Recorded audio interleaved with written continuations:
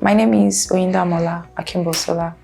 This is my testimonial. May 2023, I gave birth to my baby, and I didn't notice his intestine did not join until the third day, though I was seeing some signs because whenever I feed him, he vomits, he brings out the food.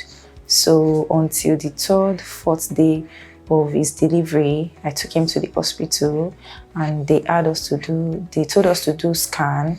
So from there, they noticed that the intestine didn't join and he had intestinal obstruction. So from the hospital, they referred us to Evercare hospital, and here we met Dr. Arua, which was my baby's personal doctor. I met baby Yano when he was about 4 days old. He presented with frequent episodes of vomiting, and which was greenish in nature, and he was not able to tolerate his food. He was referred to us from an outside facility. So we evaluated him.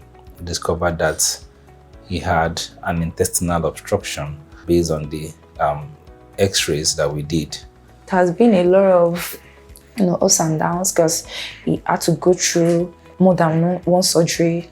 They had to take him to the theater not once, not twice, but 5 good times. During these trying times, I would like to applaud all the nurses in Evercare. They were there for me emotionally.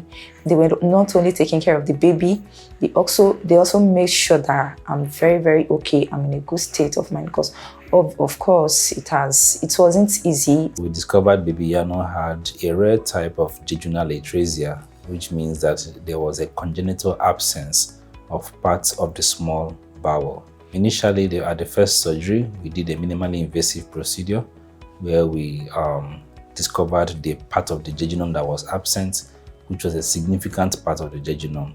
And the other part was significantly enlarged, much more than the regular bowel. This comes with a very significant challenge of delayed intestinal motility. So after the correction of this anomaly, Iyanu had difficulty in the bowel regaining its motility. We had the first surgery in May, and the second and third surgery was had, I think, in June, the fourth one in July, the fifth one too in July, and baby Iyanuoluwa spent 62 days in NICU before he was stepped down to the ward. So we spent almost 66 to 68 days at Evercare Hospital. After about 2 weeks or more of waiting for the bowel to regain motility, she still had features of intestinal obstruction, requiring us to,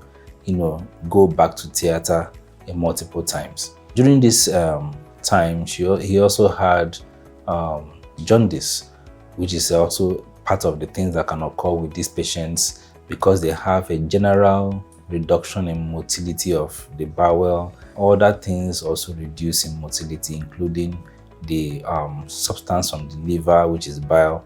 So he had severe jaundice, which was very high. So we had to go back into the theater and try to flush the biliary tree so that the jaundice can reduce. So in total, Iyanu had a total of 5 surgical procedures for his condition, and thankfully he was able to recover from them, and currently now he's tolerating his feeds and by oral, and is passing stools regularly like any other baby. Also, the jaundice have completely resolved, so and the parents are grateful. I was down psychologically, emotionally. I was drained. I almost fell into depression and everything. And to the glory of God, and with the help of Dr. Arua and the help of all the nurses in NICU, I have my testimony today, and it's doing very well, very fine. No complications, nothing. Like, there is nothing we need to be scared of in the future while growing, or there is nothing we have to be nursing while growing. Everything was perfect, and we give God the glory that He used Dr. Arua for us to